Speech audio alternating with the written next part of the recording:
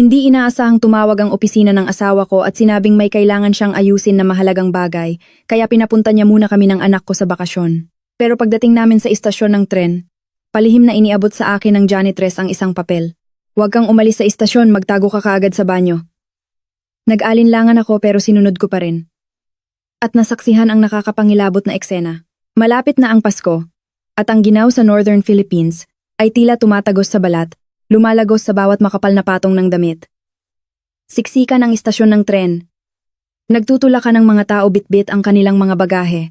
Malakas na umaalingaw-ngaw ang anunsyo mula sa loudspeaker. Kasama ang iyak ng mga bata at ang tawagan ng mga tao, lumilikha ng nakakabinging ingay. Ang amoy ng murang maanghang na noodle soup ay umaakyat mula sa mga sulok. Bumabalot sa amoy ng pawis at basang damit, lumilikha ng natatanging kapaligiran ng nagmamadaling pamamaalam at muling pagkikita. Mahigpit kong hinawakan ang kamay ni Lily. Ang bata, 5 taong gulang, ay nakatingin ng nalilito sa dumaraang mga tao. Ang kanyang maliit na kamay ay nabalot sa aking palad, nabasang-basa ng pawis dahil sa kaba. Ang asawa kong si Rico ay may hawak na malaking maleta sa isang kamay, at ang kabilang kamay naman ay nakapulupot sa aking balikat, pinoprotektahan ako. Sinusubukang lumikha ng maliit at ligtas na espasyo sa gitna ng magulong dagat ng mga tao. Ngayon, suot niya ang isang kulay abo na trench coat. Ang kanyang matangkad na tindig at ang matikas na postura ng isang matagumpay na negosyante ay nagpapahirap sa kanya sa gitna ng magulong tanawin na ito. Yumuko siya. Malumanay na inayos ang pulang wool scarf sa leeg ng aming anak. Ang kanyang boses ay malalim at puno ng panghihinayang. Kayong dalawa ng nanay ay magtiis muna na mauna. Pasensya na, bigla kasing nagkaroon ng malaking problema sa kumpanya sa isang malaking batch ng shipment at ang sponsor ay umalis. Kaya kailangan kong manatili at ayusin ito sa loob ng 2 araw. Tiningnan ko siya sa mata. Ang kanyang maitim na kayumangging mata sa likod ng gintong salamin ay nagpapahiwatig ng sinseridad at labis na pag-aalala. Sa loob ng 7 taon naming pagsasama, si Rico ay laging isang ulirang asawa na nag-aasikaso ng lahat ng malalaki at maliliit na bagay sa bahay. Hindi pa niya kami hinayaan ng anak ko na lumayo, nang wala siya sa tabi. Ngumiti ako para palakasin ang loob niya. Malumanay na hinaplos ang gilid ng kanyang jacket. Huwag kang mag-alala sa trabaho mo. Kaya namin ang anak mo. Ang ticket sa VIP sleeping car ay nabook mo na. Isang tulog lang sa tren ay nasa Cebu na tayo. Huwag kang mag-alala ng sobra. Baka katumanda agad. Tumango si Rico. Inilabas niya mula sa kanyang bag ang isang botelya ng tubig na nakabukas na. Maingat niya itong inabot sa akin. Uminom ka ng kaunting tubig. Tingnan mo, tuyo na ang iyong labi. Tandaan na uminom ng vitamin supplement na inilagay ko sa iyong bag sa tamang oras, ha? Madalas kang sumasakit ang ulo nitong mga nakaraang araw. At mas mapapagod ka sa biyahe. Kinuha ko ang botelya ng tubig. Uminom ako ng malaking lagok. Ang malamig na tubig ay dumaloy sa aking lalamunan at pinawi ang aking uhaw, ngunit hindi ko maintindihan kung bakit bigla akong medyo nahilo. Naisip ko na siguro ay bumaba ang presyo ng dugo ko. O dahil sa mabigat na hangin sa istasyon ng tren, kaya hindi ko masyadong pinansin. Niyakap ni Rico kaming 2 ng anak ko sa huling pagkakataon. Hinalikan niya ako ng malumanay sa noo. Ang pamilyar na amoy ng sandalwood cologne sa kanya ay kumalat. Ang amoy na iyon na dati ay nagpaparamdam sa akin ng kakaibang kapayapaan. Ngayon sa gitna ng magulong pulutong na ito, bigla itong may kakaibang pakiramdam ng malayo at hindi tiyak. Sinabi niya, "Sige na. Malapit nang umalis ang tren. Pumasok na kayong 2. Kailangan kong bumalik sa opisina para sa isang urgent meeting. Pagdating nyo, tawagan nyo agad ako." Ha? Tiningnan ko ang likod ni Rico. Habang unti-unti siyang nawawala sa likod ng automatikong salamin na pinto, bigla akong nakaramdam ng kakaibang panghihina. Isang walang dahilan na pakiramdam ng pagkabalisa ang bumalot sa akin na hindi ko kayang pangalanan. Ikiniling ko ang aking ulo upang itaboy ang alingaw-ngaw na ideya. Mahigpit na hinawakan ang kamay ng aking anak at iginiya siya patungo sa gate ng ticket counter. Lalo akong nahihilo at gusto nang bumagsak ang aking talukap ng mata. Ang aking mga hakbang ay naging gumagala-gala na parang isang lasing na hindi pa sumasakay sa tren. "Nay, gusto kong umihi." Ang tawag ni Lily ay biglang nagpagising sa akin. Hindi pa ako nakakasagot sa aking anak ng bigla. Mula sa siksikan ng mga tao, isang metal na pushcart ng basura ang bumangga ng malakas sa akin. Ang malakas na pagbangga ay nagpatumba sa akin. Muntik na akong bumagsak sa malamig na tile floor. Umiyak si Lily sa takot. Mahigpit na yumakap sa binti ng kanyang ina. Paumanhin po. Nagmamadali po ako." Ang janitress, na may kupas na asul na uniforme, ang kanyang mukha ay natatakpan ng maskara na tanging ang kanyang malalim na mata lamang ang nakikita at puno ng paghihirap, ay nagmamadaling yumuko upang tulungan akong tumayo. Balak kong sabihin na, okay lang. Ngunit sa sandaling ang magaspang at matigas na kamay niya ay dumampi sa aking kamay. Naramdaman ko ang isang napakalakas na puwersa ng pagkurot. Ang kanyang mga kuko ay bumabaon ng malalim sa aking balat. Masakit. Ang kanyang mga mata ay nanlaki na nakatingin sa akin ng mariin. Ang titig na iyon ay naglalaman ng matinding takot at pagkabigo. Mabilis niyang isiniksik ang isang bagay sa aking palad at mabilis na tumalikod. Itinulak ang basurahan at nawala sa gitna ng pulutong na tila tumatakas sa isang bagay na nakakatakot. Nanatili akong nakatayo sa gitna ng mga tao. Ang aking puso ay bumubulwak ng mabilis. Unti-unti kong binuksan ang aking mahigpit na nakakuyom na palad. Ito ay isang piraso ng papel na mabilis na pinunit mula sa balot ng sigarilyo. Ang gilid ng papel ay baku-baku pa. Sa maputlang puting papel. Ang mga sulat na mabilis na isinulat gamit ang asul na ballpen, ang mga bakas ay malabo at nanginginig, ay lumabas at tumama sa aking mga mata. Huwag sumakay sa tren, huwag kang lilingon, magtago ka agad sa pambabae na banyo sa silangan. Ang huling cubicle ay nakakandado ng mahigpit, may gustong manakit sa inyo ng anak mo. Ang mga salita ay tila isang balde ng malamig na tubig na direktang bumuhos sa aking mukha, na nagpagising sa akin. Ang antok at pagkahilo ay tila nalalabanan ng takot. Lumingon ako sa paligid. Patuloy ang pagmamadali ng mga tao. Patuloy ang malakas na anunsyo mula sa loudspeaker tungkol sa nalalapit na pag-alis ng tren. May gustong saktan kaming dalawa ng anak ko. Bakit ngayon? Bakit ibinigay sa akin ng estrangherang babae ang piraso ng papel na ito? Ito ba ay isang masamang biro? O isang patibong ng mga manloloko? Ngunit ang tingin ng babae, ang nakakagambalang tingin na puno ng pagsusumamo at takot ay hindi tulad ng isang manloloko. Sa aking karanasan at intuition bilang isang propesor ng psychology, alam kong nagsasabi siya ng totoo. O hindi bababasa, naniniwala siya na nasa tunay na panganib kami. Tumingin ako sa aking anak na takot na nakayakap sa aking binti, at pagkatapos ay tumingin sa gate ng ticket counter, kung saan nagsisimula ng butasin ng mga empleyado ang mga tiket para sa mga pasahero. Isang matapang at nakakabaliw na desisyon ang sumiklab sa aking isip. Hindi ko kayang ipagsapalaran ang kaligtasan ng aking anak, kahit na 1% lang ang panganib. Yumuko ako, at bumulong sa tainga ng aking anak. Sinusubukang panatilihing kalmado ang aking boses hanggat maaari. Lily, maglaro tayo ng taguan ha. Hindi ka dapat umiyak. Sumama ka sa nanay, bilisan mo. Binuhat ko ang bata, tumalikod sa gate ng ticket counter. Naglakad laban sa agos ng mga tao, patungo sa banyo sa silangan, na nakatago sa dulong sulok ng istasyon, kung saan tila mas madilim ang ilaw, at mas kaunti ang dumadaan. Ang pambabae na banyo sa silangan ay hiwalay sa maingay na waiting area. Ang lugar na ito ay tahimik. Dali-dali akong pumasok. Ang aking hininga ay humahabol. Ang aking puso ay tila gustong tumalon mula sa aking dibdib dahil sa kaba, sa kabutihang palad. Wala sa loob ng oras na iyon. Binuhat ko si Lily at tumakbo diretso sa huling cubicle ng banyo, na malapit sa may mantsa na brick wall at mabilis na isinarado ang kalawangin na kandado ng pinto. Ang masikip at madilim na espasyo ay bumalot sa aming mag-ina. Pinaupo ko ang aking anak sa takip ng inodoro. Dali-dali kong inilabas mula sa aking bag ang noise-canceling headphones na madalas kong gamitin upang makinig ng musika habang nagmamarka ng mga papel at isinuot sa kanya. Binuksan ko ang isang masayang kanta ng mga bata at inilabas ang isang lollipop at inilagay sa kamay ng aking anak. Sinanyasan siyang manahimik. Kahit hindi naiintindihan ni Lily ang nangyayari, nakita niya ang seryosong mukha ng kanyang ina. Ang bata ay masunuring sumipsip ng candy. Ang kanyang malalaking bilog na mata ay kumukurap-kurap na nakatingin sa akin, puno ng tiwala. Sumandal ako sa pinto, sinusubukang ayusin ang aking paghinga. Malamig na pawis ang bumuhos sa akin na parang naligo, basang-basa ang likod ng aking damit. Ang lohika ay nagsimulang magprotesta sa aking mga aksyon. Ano bang ginagawa ko? Dahil lang sa isang piraso ng basura mula sa isang estrangherang babae, pinalampas ko ang tren at nagtago sa maruming banyo na ito. Ang asawa kong si Rico ay pinahatid ako ng may pagmamahal. Siya ang pinakamabait na lalaki sa mundo.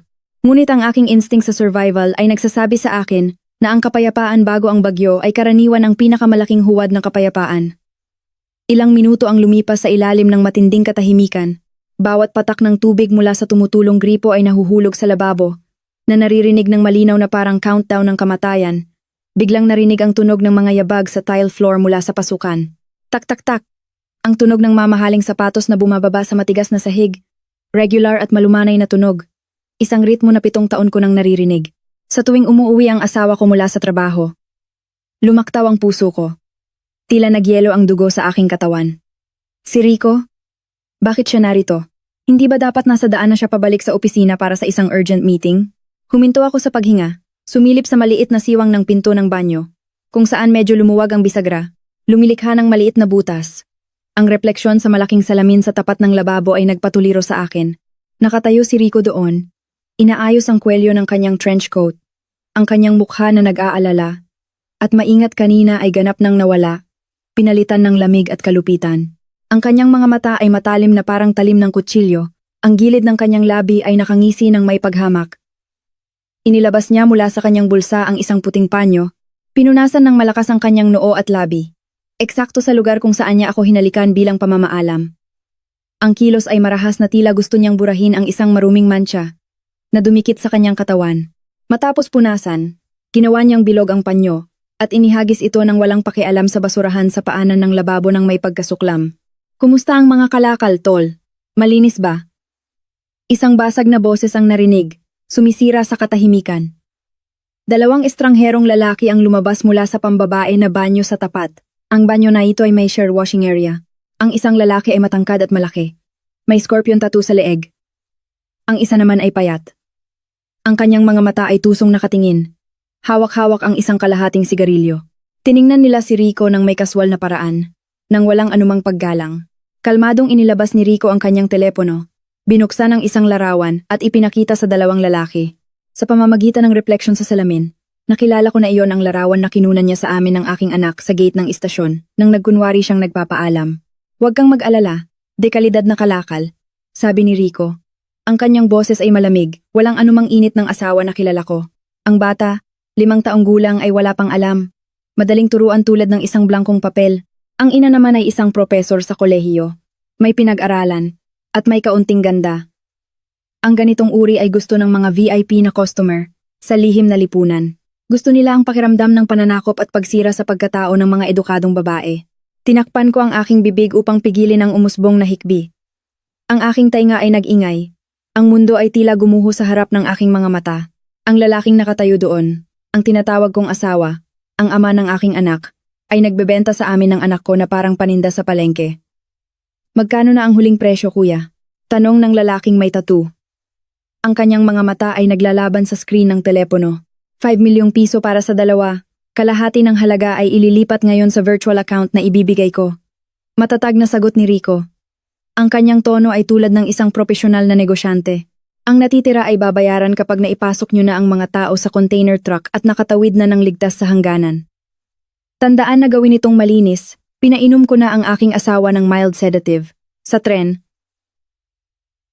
matutulog siya ng mahimbing. Sa oras na iyon, gawin nyo ang gusto nyo. Huwag kayong mag-iiwan ng bakas. Tumawa ng malakas ang payat na lalaki. Ang kanyang nakakapangilabot na tawa ay umalingaw-ngaw sa masikip na espasyo na nagpatindig ng balahibo sa akin. Okay. Si Pareng Rico ay mapagkakatiwalaan sa negosyo mula noon pa. Tama nga, iba talaga ang artista. Kung saan man ang landas na iguhit, doon mamamatay. Sino ang mag-aakalang ang modelong masayang pamilya sa social media ay isang pugad na nagbibigay ng dekalidad na kalakal. Tumahimik ka at magtrabaho. Malamig na sabi ni Rico. Tumingin siya sa kanyang relo. Ang kanyang mukha ay puno ng pagkabahala. Malapit nang umalis ang tren. Kailangan ko nang umalis. Tandaan na wala akong kinalaman sa kasong ito. Ang asawa ko at ang aking anak ay nagpasya na magbakasyon ng mag-isa at nawala. Ako ang biktima.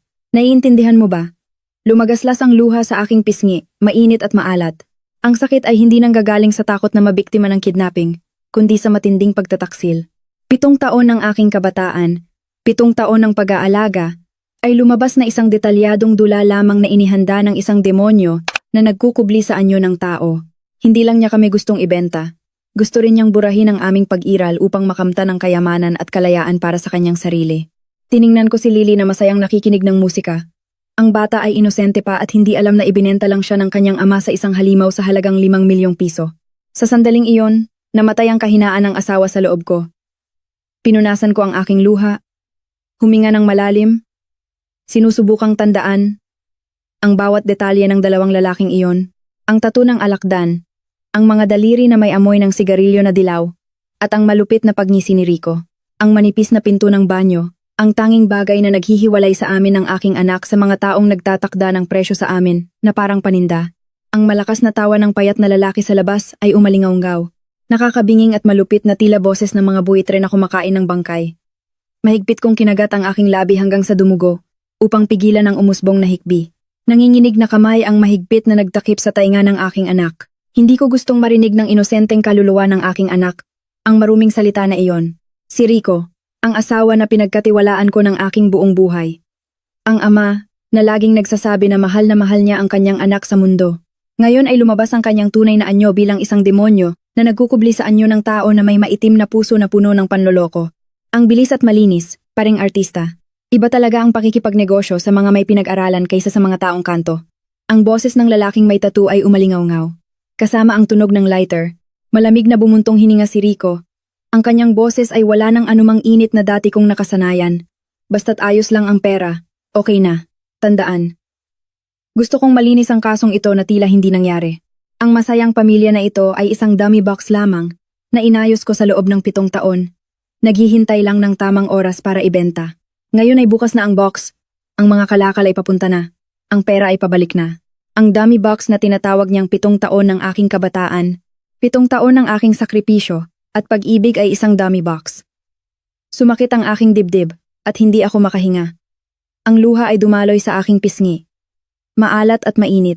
Tiningnan ko si Lily na inosenteng sumisip-sip ng candy. Ang kanyang malalaking bilog na mata ay nagpapahiwatig pa rin ng walang pasubaling tiwala at pagmamahal. Ang aking puso ay kumirot. Hindi ako dapat maging mahina. Ang mabait na asawa na si Ava ay namatay sa maruming banyo na ito. Ngayon, tanging isang ina na handang lumaban upang protektahan ang kanyang anak mula sa mga pangil ng 7 halimaw ang natitira. Click! Isang maliit na tunog ang narinig, na tila tumigil ang aking puso. Hindi sinasadyang nahulog ni Lily ang kanyang lollipop sa tile floor. Ang tuyong tunog ay umalingaw-ngaw sa nakakamatay na katahimikan. Sa labas, agad na tumahimik ang tawanan. Anong tunog iyon? Tanong ng payat na lalaki. Ang kanyang boses ay mapagbantay. Sa dulong cubicle yata. Akala ko wala tao. Nagduda si Rico, at ang kanyang mga yabag ay nagsimulang gumalaw patungo sa amin, dahan-dahan at nagbabanta. Mahigpit kong niyakap ang aking anak. Ang kabilang kamay ay mabilis na kinuha ang toilet brush sa sulok ng dingding, naghahanda para sa pinakamasamang sitwasyon. 1 hakbang, 2 hakbang. Ang anino niya ay lumabas mula sa siwang ng pinto sa ilalim ng sahig. Sa sandaling dumampi ang kamay niya sa doorknob, malakas na umalingaw-ngaw ang anunsyo mula sa loudspeaker ng istasyon. Paanyaya sa mga pasahero ng tren, pakiusap na magmadali sa gate ng ticket counter. Kasabay nito, dumating ang ingay ng isang grupo ng mga turista. Ang tunog ng mga sapatos, ang tawanan ay nagwawasak sa tensyonadong kapaligiran.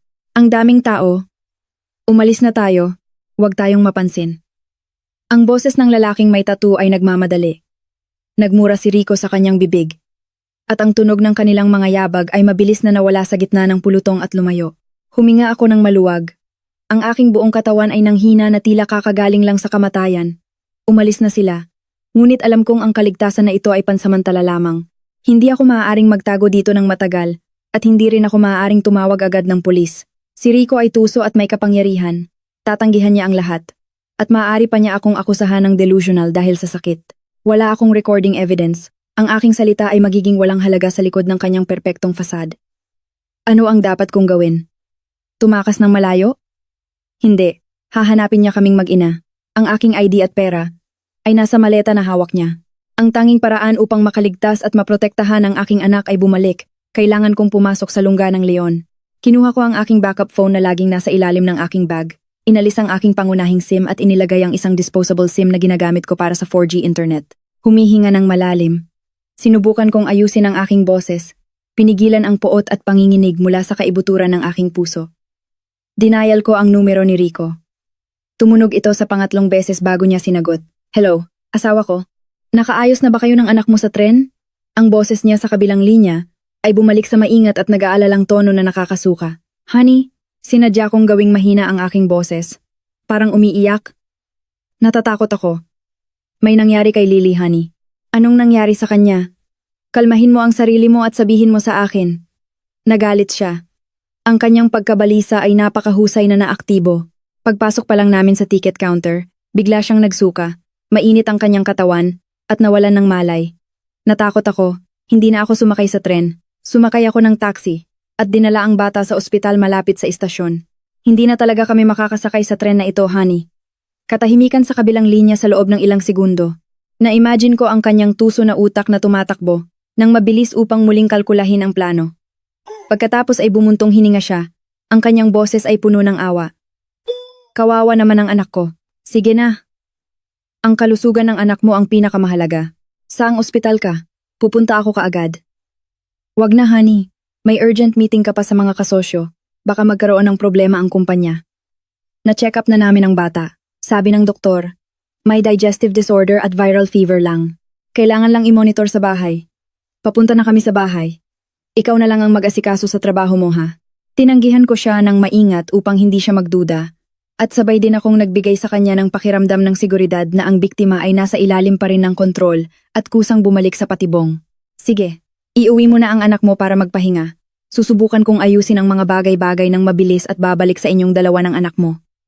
Lily, sobrang pagod ka. Matapos ibaba ang telepono, tumingin ako sa salamin. Ang babae sa salamin ay may pulang mata ngunit ang kanyang tingin ay naging matalim at matatag. Pinunasan ko ang aking luha, inayos ang aking buhok at damit para sa aking anak. Ang dilaw na taxi ay dahan-dahang gumulong. Inilayo kami ng anak ko mula sa maingay na istasyon ng tren. Iniwan sa likuran ng nakamamatay na tren na sana ay nagdala sa akin sa pintuan ng kamatayan. Ang mga lansangan sa mga araw bago ang Pasko ay kakaibang siksikan. Ang mga bandila at bulaklak ay nagniningning. Ang mga tao ay nagmamadaling maghanda para sa bagong taon. Ngunit sa aking puso ay isang malamig at madilim na taglamig. Mahigpit kong niyakap si Lily sa aking kandungan. Ang bata pagkatapos ng takot kanina ay nakatulog na dahil sa pagod. Ang kanyang regular na paghinga ay bumubuga sa aking dibdib, naging tanging pinagmulan ng lakas na tumulong sa akin upang manatiling matatag. Pagdating sa gate ng subdivision, binayaran ko ang taxi at binuhat ang aking anak. Ang tatlong palapag na bahay na may makulay na bougainvillea sa harapan ng gate, na dating ipinagmamalaking tahanan ko, ngayon ay nakatayo sa harap ko na parang isang madilim na kuweba, na puno ng mga patibong. Huminga ako ng malalim, sinusubukang ayusin ang aking kumakaba na puso. Sinasabi sa sarili ko na dapat kong gampanan ng maayos ang papel ng isang mahina at nag-aalalang asawa para sa aking anak. Pagkabukas ko pa lang ng pinto at pagpasok sa sala, bumaba na si Rico mula sa itaas. Suot pa rin niya ang damit na suot niya kanina sa istasyon ng tren ngunit tinanggal niya na ang kanyang trench coat, pinalitan ng isang perpektong mukha na gulat at nag-aalala. Ava, kumusta na si Lily dear? May lagnat ba siya ng sobra? Sumugod siya, akmang aabutin si Lily sa aking mga kamay. Maingat kong inilayo ang aking sarili, iniiwasan ang kanyang pagdampi na parang isang nakakalasong ahas. Ang aking boses ay nagpapanatili ng pagod. Mas mabuti na siya, honey. Kakatapos lang niyang uminom ng gamot para sa lagnat kaya natutulog ng mahimbing. Hayaan mo akong dalhin siya sa kwarto para makatulog siya ng tahimang. Huwag mong gisingin. Sandaling natigilan si Rico. Ang kanyang mga mata ay sumulyap sa aking mukha upang suriin, ngunit nakita ang aking maputlang mukha at namumugtong mata. Tila siya ay medyo nakumbinsi. Tumango siya ng sunod-sunod. Sige, dalhin mo na ang bata sa itaas. Maghahanda ako ng isang baso ng orange juice para sa iyo sa kusina, mukha kang maputla. Binuhat ko ang aking anak sa kwarto, inilagay siya sa kama, tinakpan ng maingat, tiningnan ang kanyang inosenteng mukha. Nakaramdam muli ako ng kirot sa ilong. Hinalikan ko siya ng malumanay sa noo. Bumulong ng paumanhin at pagkatapos ay tumalikod at lumabas ng kwarto. Isinara ang pinto. Kailangan kong suriin ang bahay na ito. Ang lugar na akala ko ay alam ko ang bawat sulok, ngunit sa katunayan ay puno ng maitim na lihim ng aking asawa. Habang dumadaan ako sa entrance hall sa harap ng pinto, bigla akong natigilan. Sa Oakwood coat rack, sa tabi ng mga pamilyar na coat ni Rico, may isang madilim na trench coat na nakita kong kakaiba. Ito ay isang luma at magaspang na tela na sira sa wrist area. Ganap na hindi ito ang branded fashion style na madalas gamitin ni Rico.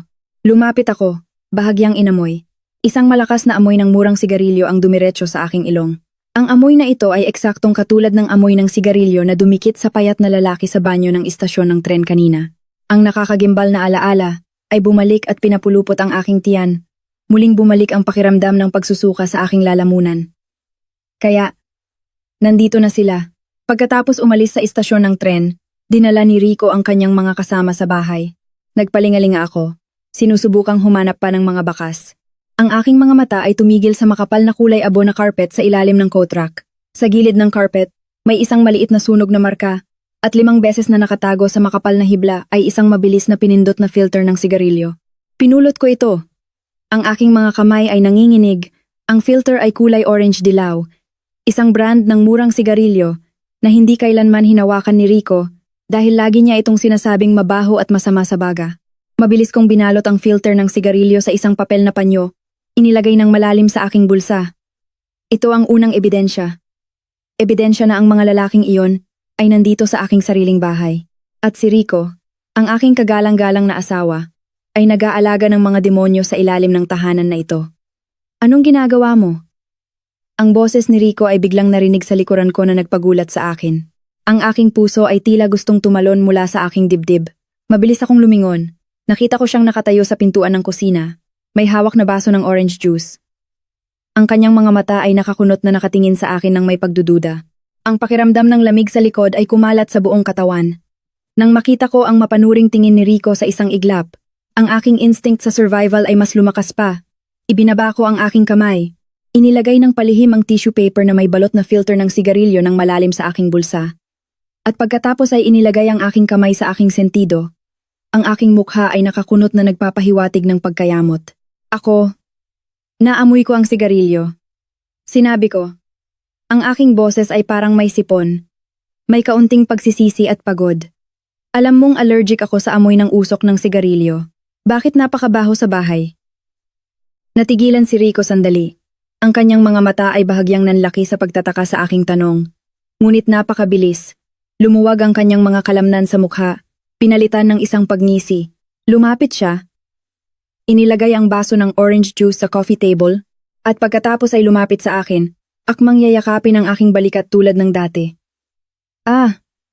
Pasensya na. Nakalimutan kong sabihin sa iyo. Ang kanyang boses ay maayos at walang anumang pagkautal. Kanina, may dating kasamahan sa trabaho. Si Leo na nagtatrabaho sa logistics, dumaan siya para kumuha ng lumang project file. Siya ay isang walking chimney. Umupo lang sandali, at tuloy-tuloy na nanigarilyo.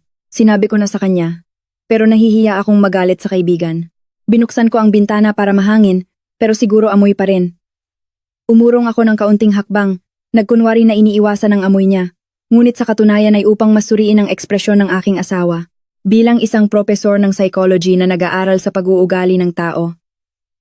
Alam kong hindi nagsisinungaling ang katawan, kahit sa mga pinakamahuhusay na aktor. Nang banggitin ang salitang dating kasamahan sa trabaho at ang pangalang Leo, mabilis na sumulyap ang mga mata ni Rico pababa sa kanan. Sa programming language ng isip, ito ang direksyon ng paggalaw ng mata kapag sinusubukan ng utak na lumikha ng tunog o lumikha ng salita. Ibig sabihin ay nagkukuwento ng isang bagay na hindi kailanman nangyari. Kung naalala niya ang isang tunay na pangyayari, ang kanyang mga mata ay sisilip sa kaliwa upang kunin ang alaala. Ang pagsulyap ng mata ay nangyari lamang sa isang 10 bahagi ng isang segundo, ngunit ibinunyag nito ang lahat. Nagsisinungaling siya, walang Leo na kasamahan sa trabaho, tanging mga human trafficker, mga kasabwat sa plano na ibenta ang kanyang asawa at anak, nakakasalubong lang niya sa istasyon ng tren. Pinigilan ko ang isang buntong hininga, nagkunwari na naniniwala, tumango. Ang aking mukha ay lumuwag sa pag-unawa. Kaya pala, akala ko nagpapapansin ka na naman sa paninigarilyo, dahil sa stress sa trabaho. Sa susunod, paalalahanan mo ang mga kaibigan mo. May maliit na bata sa bahay, hindi rin kakayanin ni Lily ang amoy na ito. Nakahinga ng maluwag si Rico. Ngumiti siya ng mas masaya. Ang tensyon sa kanyang balikat ay bumaba. Naisip niya na naloko niya ako. Isang inosenteng biktima na walang pasubaling nagtitiwala sa kanyang asawa. Hinaplos niya ang aking ulo. Isang mapagmahal na kilos na ngayon ay pakiramdam ko ay libu-libong langgam ang gumagapang sa aking anit. Sige, inumin mo na ang orange juice para bumalik ang iyong lakas at magpahinga ka na sa anak mo. Ngayong gabi, ako mismo ang magluluto ng paborito mong sweet and sour ribs para makabawi. Okay? Opo. Ang maalalahanin mo naman. Mahina akong ngumiti. Kinuha ang baso ng orange juice. Pagod na ako. Siguro matutulog muna ako. Ikaw na lang ang magtrabaho. Huwag mo na akong intindihin. Tumalikod ako at umakyat sa hagdan. Ang bawat hakbang ay mabigat. Ang tingin na iyon ay hindi na tingin ng pag-ibig kundi tingin ng isang mangangaso na sinusuri ang kanyang biktima. Tinitingnan kung may anumang abnormal na tanda. Pagpasok sa kwarto, isinara ko ang pinto, sumandal sa malamig na kahoy na pinto. Ang puso ko ay kumakaba pa rin. Tiningnan ko ang baso ng orange juice sa aking kamay. Ang sariwang dilaw ay mukhang masarap ngunit hindi ko kayang inumin kahit tuyo ang aking lalamunan. Sino ang nakakaalam kung ano ang laman nito? Sedative, pampatulog o isang uri ng chronic poison na palihim niyang inilagay sa akin sa loob ng mahabang panahon. Ibuhos ko ang orange juice sa inodoro sa banyo, i-flush upang malinis. At pagkatapos ay kumuha ng kaunting tubig mula sa gripo at ilagay sa aking mukha upang magising. Tumingin ako sa salamin, ang babae doon ay mukhang miserable, ngunit ang kanyang mga mata ay nagniningas na may apoy ng determinasyon. Nakita ko ang kanyang kasinungalingan. Ang kurtina na nagtatakip sa perpektong kasal na ito ay napunit, na nagbubunyag ng nakakagimbal na mga bitak. Hindi ako maaaring manatiling pasibo at mamatay ng ganito. Kailangan kong humanap ng ebidensya, humanap ng kanyang tiyak na plano. At ngayong gabi, pagbagsak ng dilim, ay ang oras na sisimulan ko ang aking sariling imbestigasyon sa lungga ng demonyo. Naganap ang hapunan sa isang kakaibang komportable na kapaligiran. Ang malambot na dilaw na ilaw ay bumubuhos sa hapagkainan. Ang mabangong amoy ng pagkain ay kumalat sa buong silid. Si Rico ay nakasuot ng apron. May hawak na mainit na sweet and sour ribs at inilagay sa harap ko. Ang ngiti sa kanyang labi ay nagniningning at formal, tulad ng pinakamagaling na asawa sa mundo. Kung kahapon, mararamdaman ko na ako ang pinakamasayang babae, minamahal, at inaalagaan ng aking asawa sa bawat pagkain at pagtulog. Ngunit ngayon, tinitingnan ang plato ng pulang tadyang na may tomato sauce. Naiinis lang ako, ang pulang kulay na iyon ay hindi naiiba sa kulay ng dugo, kulay ng pagtataksil at kalupitan. Kumain ka honey, tinikman ko na, masarap. Kumuha si Rico ng pinakamaninipis na piraso ng tadyang at inilagay sa aking mangkok. Ang kanyang mga mata ay maingat, kumain ka ng marami para magkaroon ka ng lakas upang alagaan ang anak mo. Sinubukan kong ngumiti ng mapait. Kumuha ng piraso ng tadyang at inilagay sa aking bibig. Ang pamilyar na tamis-asim na lasa ay kumalat sa aking dila, ngunit pagdating sa lalamunan ay mapait. Ngumuya ako ng mekanikal. Sinusubukang lunukin ang bawat piraso ng kanin na parang lumulunok ng matutulis na bato. Si Rico ay nakaupo sa tapat. Kakaunti lang ang kinain niya, pangunahin ay tinitingnan ako. Ang kanyang mga mata ay nakatitig sa akin. Sinusuri ang bawat galaw, bawat ekspresyon na parang isang guwardiya ng bilangguan na nagbabantay sa isang bilanggo sa huling pagkain. Anong nangyari? Hindi ba masarap, honey? Tanong niya nang makita akong maagang ibinaba ang chopsticks. Hindi masyadong masarap, honey. Pagod lang ako. Medyo mapait ang lalamunan ko kaya hindi ko gustong kumain ng marami. Nagdahilan ako. Inilagay ang aking kamay sa aking sentido. Tumango si Rico ng may pag-unawa. Tumayo siya at lumapit sa family medicine cabinet na nakasabit sa dingding ng kusina. Kumuha siya ng isang bote ng puting gamot. Isang label na puno ng English na mga titik. Nagbuhos ng isang puting capsule at nagdala ng isang baso ng maligamgam na tubig sa akin. Inumin mo itong multivitamin, ito ang brand na pinapabili ko sa kaibigan kong galing sa Amerika. Napakaganda para sa nervous system, nakakatulong sa iyo na makatulog ng maayos at mabawasan ang sakit ng ulo. Ang kanyang boses ay malalim at nakakakumbinsi. Tiningnan ko ang tableta na nakahiga sa kanyang palad. Multivitamin? O ito ang gamot na psychotropic na ipinainom niya sa akin sa loob ng ilang buwan upang ako ay laging nalilito, nakakalimot at emosyonal na hindi matatag. Naalala ko ang mga pagkakataon na bigla akong inantok sa kalagitnaan ng araw. Ang mga sandali na blanko ang aking isip at hindi ko maalala kung ano ang gagawin. At ang walang dahilan na takot sa tuwing lumalabas ako sa maraming tao. Lumabas na ang lahat ay dahil sa kanyang pagmamahal. Alam kong kung tatanggihan ko, agad siyang magdududa. Kinuha ko ang tableta at ang baso ng tubig. Tiningnan ko siya. Ngumiti ng may pasasalamat. Salamat honey, napakamaingat mo. Sa harap ng matamang pagmamasid ni Rico, inilagay ko ang tableta sa aking bibig, itinaas ang baso ng tubig at uminom ng malaking lagok. Ang aking galaw ay mabilis at matatag. Nakita ni Rico ang paggalaw ng aking lalamunan, sigurado siyang nalunok ko na ang tableta. Lumuwag ang kanyang mukha, malinaw na nakikita ang kasiyahan sa kanyang mga mata. Mabait. Sige, umakyat ka na sa kwarto at magpahinga ng maaga. Lilinisin ko na lang ang natitira at pagkatapos ay magche-check ng ilang trabaho. Ngayong gabi, matutulog ako sa aking working room. Upang hindi ko maistorbo kayong dalawa ng anak mo, sinabi niya. Ang kanyang tono ay tila nagpapahinahon sa isang bata. Opo, huwag kang magpuyat ha. Sumagot ako at tumalikod. Sa sandaling sumara ang pinto ng kwarto at umalingaw-ngaw ang tunog ng kandado, sumugod ako sa banyo. Yumuko ako sa inodoro, ipinasok ang dalawang daliri ng malalim sa aking lalamunan, at malakas na sinuka, malakas na pagsusuka ang dumating. Nagsuka ako ng paulit-ulit, dumaloy ang luha at sipon. Ang kapsul na puti ay hindi pa natutunaw ay lumabas kasama ang hindi pa natunaw na pagkain. Nag-flush ako ng inodoro, tiningnan ang tubig na umikot at tinangay ang nakakalason na gamot. Pakiramdam ko ay nabawasan ng 1 toneladang pasanin. Umupo ako sa malamig na sahig ng banyo, humihinga ng hininga. Ang aking lalamunan ay masakit ngunit ang aking isip ay mas malisyaw kaysa kailanman. Naloko ko siya, ngunit ito ay simula pa lamang. Ngayong gabi, kapag iniisip niya na ako ay nakatulog na ng mahimbing dahil sa gamot, kailangan kong kumilos. Kailangan kong humanap ng ebidensya. Humanap ng listahan ng mga biktima na tinatawag niyang kalakal. At pinakamahalaga, kailangan kong malaman kung ano ang susunod niyang gagawin sa amin ng anak ko. Sinabi ni Rico na matutulog siya sa kanyang working room. Ngunit alam kong dahilan lang iyon upang makipag-ugnayan siya sa kanyang mga kasabwat o tamasahin ang kanyang tagumpay. Madaling araw, nang marinig ang regular na paghilik niya sa pamamagitan ng hindi gaanong epektibong soundproof wall. Ang villa ay nabalot sa madilim na katahimikan, tanging ang ilaw ng kalye ang tumagos sa bintana, na lumilikha ng mahaba at nakakatakot na guhit ng ilaw sa kahoy na sahig. Lumakad ako ng dahan-dahan ng walang sapin sa paa, sinusubukan na hindi gumawa ng anumang ingay kahit na ang pinakamaliit. Pakiramdam ko ay isang magnanakaw na pumapasok sa kanyang sariling tahanan. Idinikit ko ang aking tainga sa pinto ng working room, nakinig ng ilang sandali upang matiyak na si Rico ay tulog na ng mahimbing. Siya ay napakadaling magising, kahit na isang kakaibang tunog ay maaaring magpagising sa kanya. Ngunit marahil ngayong gabi, ang kanyang pagiging kampante at pagmamalaki pagkatapos niyang makuha ang kanyang biktima ay nagpababa ng kanyang pagbabantay kaysa sa karaniwan. Dahan-dahan kong pinihit ang doorknob. Sa kabutihang palad ay hindi niya ito nilock. Ang working room ay magulo sa mga papeles at puno ng matapang na amoy ng sigarilyo, ang natatanging amoy ng mga kriminal na nagtatago. Nakahiga si Rico sa mahabang sofa. Ang isang manipis na kumot ay nakatakip sa kanyang katawan. Sa coffee table sa tabi ay isang ashtray na puno ng filter ng sigarilyo at isang kalahating bote ng alak na dayuhan. Tinitingnan ang kanyang natutulog na mukha na medyo payapa. Nanginginig ako sa takot. Hindi makapaniwala na sa likod ng mapayapang anyo na iyon ay isang madilim na kaluluwa. Lumakad ako diretso sa malaking bookshelf na sumasakop sa dingding sa likod ng working desk. Ito ang lugar kung saan madalas na inilalagay ni Rico ang kanyang pinakamahalagang dokumento. Naaalala ko minsan na hindi sinasadyang ipinagmalaki niya sa akin ang isang lihim na compartment sa likod ng makapal na ensiklopedia kung saan niya itinatago ang mga kayamanan ng kanyang buhay. Noon, inosente akong naisip na iyon ang aming mga alaala ng pag-ibig o ang mga regalo na ibinigay ko sa kanya.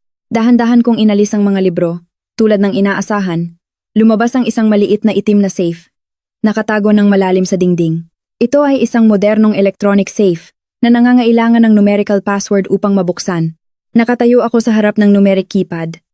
Ang aking puso ay kumakaba ng mabilis. Ano ang password? Si Rico ay isang romantiko at laging nagsasabi na mahal niya ang kanyang asawa at anak. Madalas niyang ginagamit ang aming mga petsa ng anibersaryo bilang password para sa lahat mula sa kanyang telepono, computer, hanggang sa bank account. Susulatin ko ang aming mahahalagang petsa sa lahat ng lugar. Sabi niya noon. Ang kanyang mga mata ay puno ng pagmamahal. Sinubukan kong ilagay ang aming petsa ng kasal. Beep, beep, beep. Nag-error ang pulang ilaw. Sinubukan kong ilagay ang kaarawan ni Lily. Nag-error pa rin. Malamig na pawis ang nagsimulang dumaloy sa aking noo. Isang beses na lang akong susubok. Kung mali, automatikong maglo-lock ang safe at maaaring maglabas ng alarm. Ipinikit ko ang aking mga mata. Sinusubukang mag-isip ayon sa lohika ng isang narcissist na tulad niya. Pinakamamahal niya ang sarili niya, ngunit lagi niyang gustong bumuo ng imahe ng isang perpektong mapagmahal na asawa. Kaya, ang password ay dapat na may kaugnayan sa akin, ngunit nagsisilbi sa kanyang layunin ng kontrol. Naalala ko ang aking kaarawan. Nagdaos siya ng isang maringal na birthday party para sa akin noong nakaraang taon. At habang lasing, bumulong siya sa aking tainga. Ang araw na ipinanganak ka ay ang araw na natagpuan ko ang aking kapalaran. Nanginginig akong inilagay ang aking kaarawan. Click. Ang tunog ng pagbukas ng safe ay umalingaw-ngaw ng tuyo sa tahimik na gabi. Nakahinga ako ng maluwag. Ngunit pagkatapos noon, bumalik ang takot nang tumingin ako sa loob. Ang safe ay hindi naglalaman ng ginto o mahahalagang alahas. At wala ring anumang romantikong alaala ng pag-ibig. Sa loob ay tanging isang lumang itim na feature phone at isang stack ng mga larawan na nakatali ng rubber band.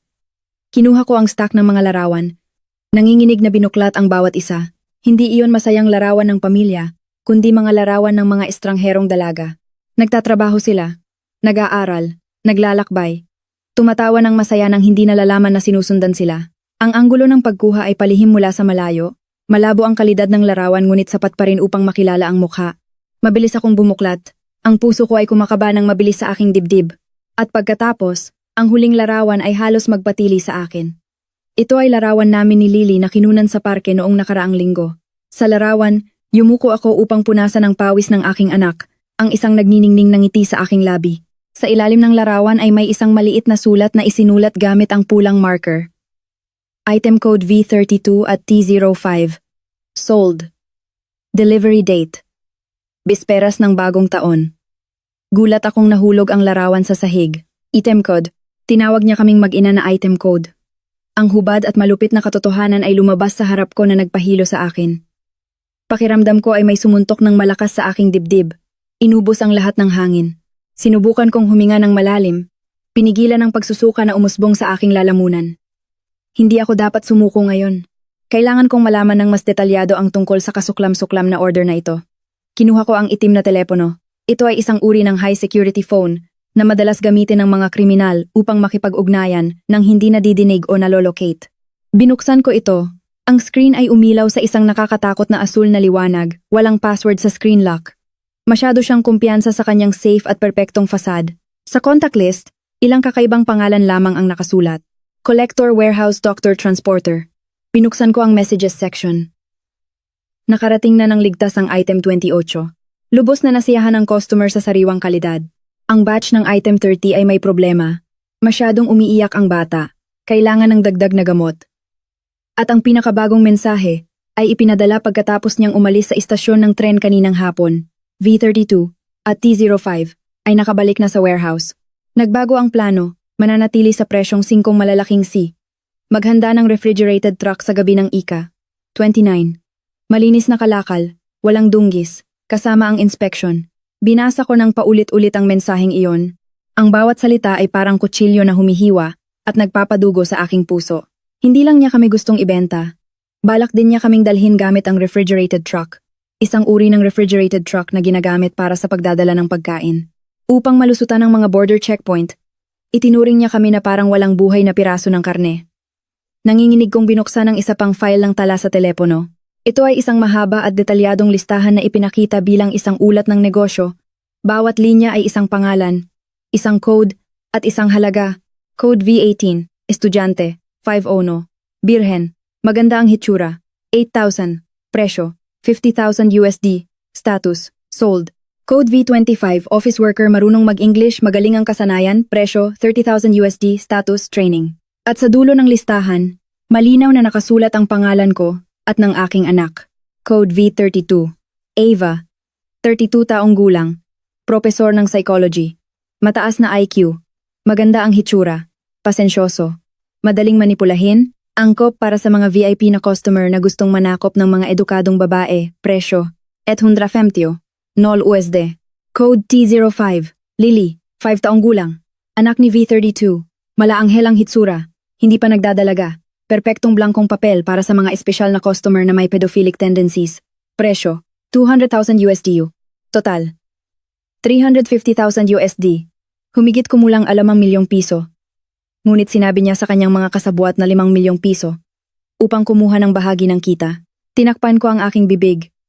Lumagaslas ang luha na hindi ko kayang pigilin. Sinuri niya ako. Sinuri ako. Tinantiya ang presyo ko at ng aking anak batay sa pinakamababang pamantayan. Alam niya ang aking kahinaan na ang pagiging mapagbigay, madaling manipulahin, at ginamit niya iyon sa loob ng 7 taon upang gawin akong masunuring manikas sa kanyang mga kamay. Ang takot ay unti-unting pinalitan ng matinding galit. Gusto kong sumugod sa kabilang kwarto, gamitin ang paper knife sa mesa, upang tapusin ang kanyang buhay, upang wakasan ang bangungot na ito. Ngunit pinigilan ako ng lohika ng isang ina, isang edukadong tao. Ang pagpatay sa kanya ngayon ay napakadali para sa kanya at ako ay magiging isang mamamatay tao. Mawawalan ng ama at ina ang aking anak. Naiwan sa gitna ng buhay. Kailangan kong ilantad siya. Kailangan kong hayaan ng batas na parusahan siya. At pinakamahalaga, kailangan kong iligtas ang iba pang mga babae na nasa listahan na under training. Mabilis kong kinunan ng litrato gamit ang aking telepono ang buong screen ng mensahe. Ang listahan ng mga biktima. At ang mga larawan sa safe. Kinuha ko ang bawat pahina. Nanginginig pa rin ang aking kamay ngunit malinaw pa rin ang mga larawan. Matapos mabackup ang ebidensya sa cloud storage, maingat kong ibinalik ang stack ng mga larawan. Inilagay ang itim na telepono sa dating posisyon nito. Isinara ang safe at binura ang lahat ng aking fingerprint sa keypad. Tahimik akong umalis sa working room. Ibinalik ang dilim sa silid ng kasalanan. Kinabukasan, maaga akong nagising kaysa sa karaniwan. Naghanda ng masarap na almusal na parang walang nangyari. Bumaba si Rico sa bahay na mukhang antok. Humikab siya ng malalim, at pagkatapos ay umupo sa hapagkainan. Inilagay ko sa harap niya ang isang mainit na mangkok ng arroz caldo.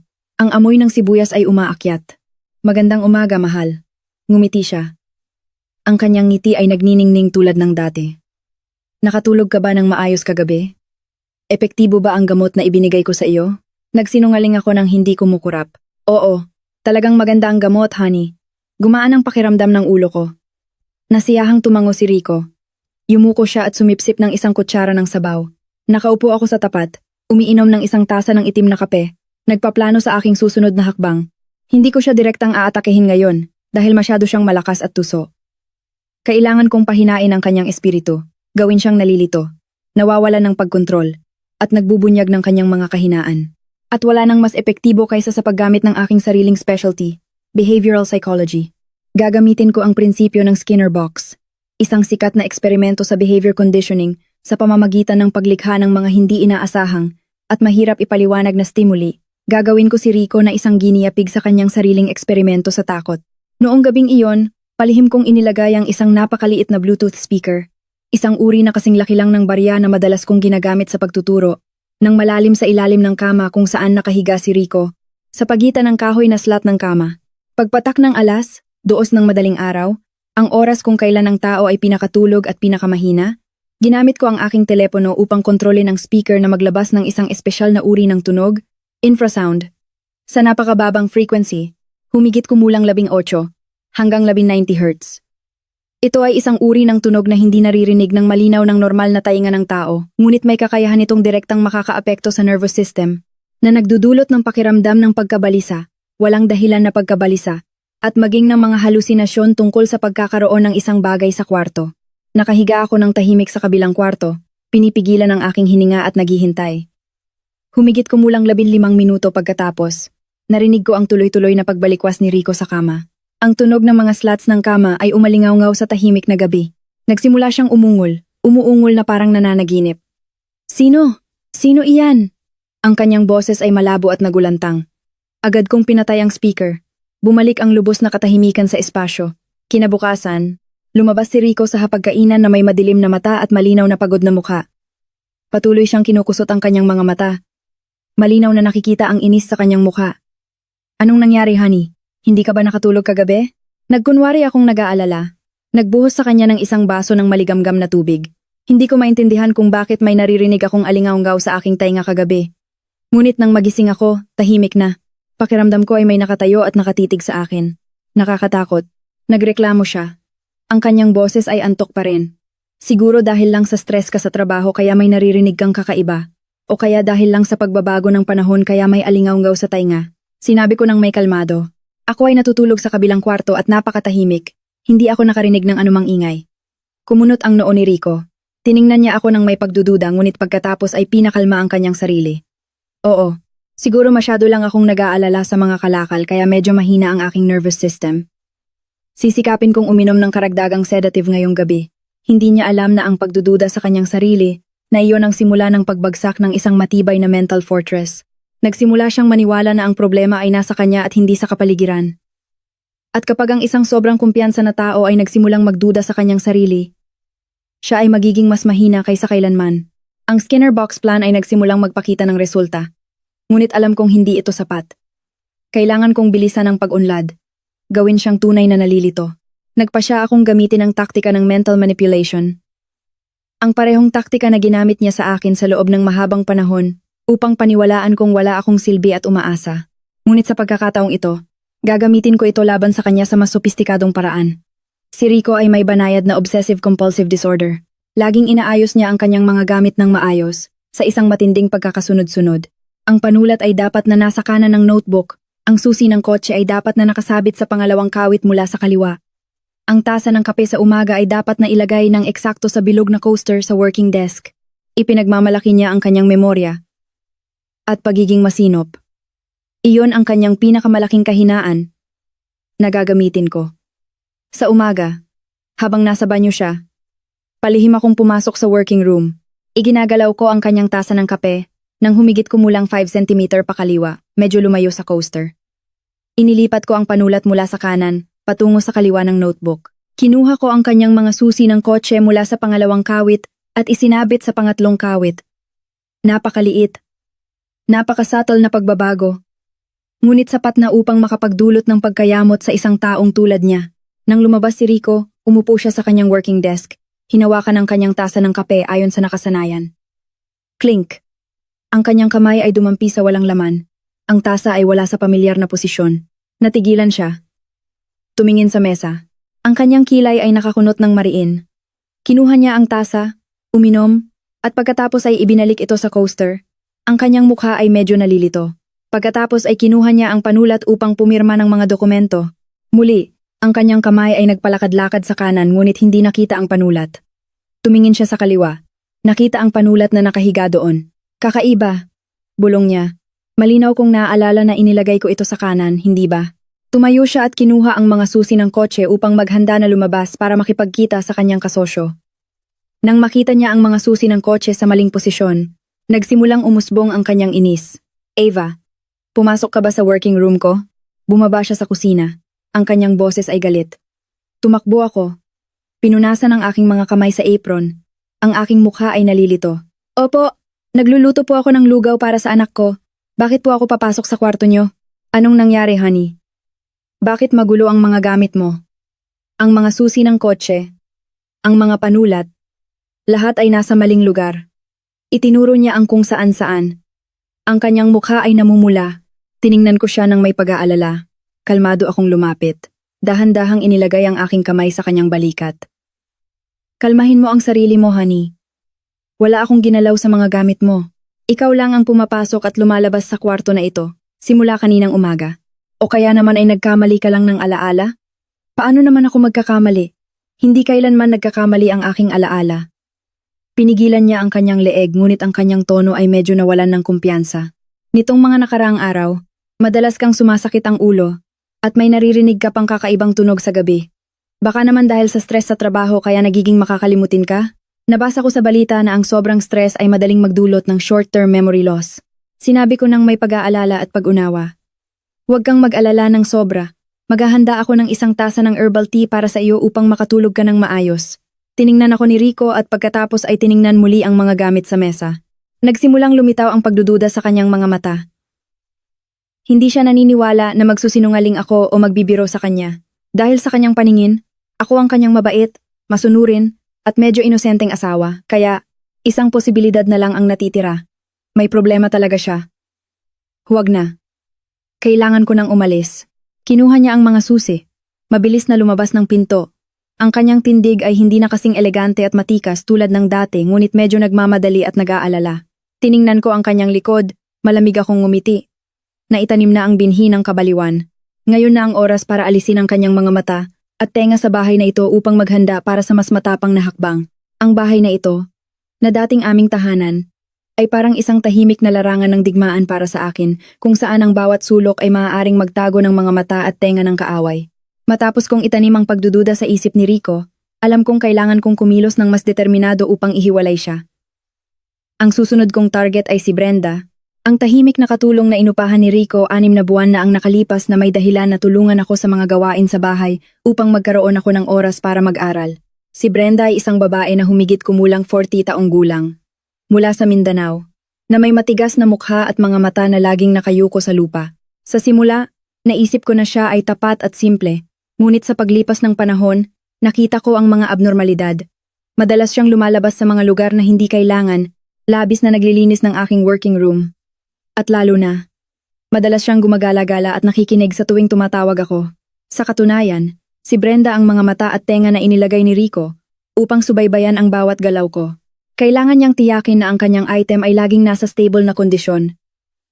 Walang intensyon na tumakas o makipag-ugnayan sa mga estranghero. Upang talunin si Rico, kailangan kong putulin ang kanyang kanang kamay.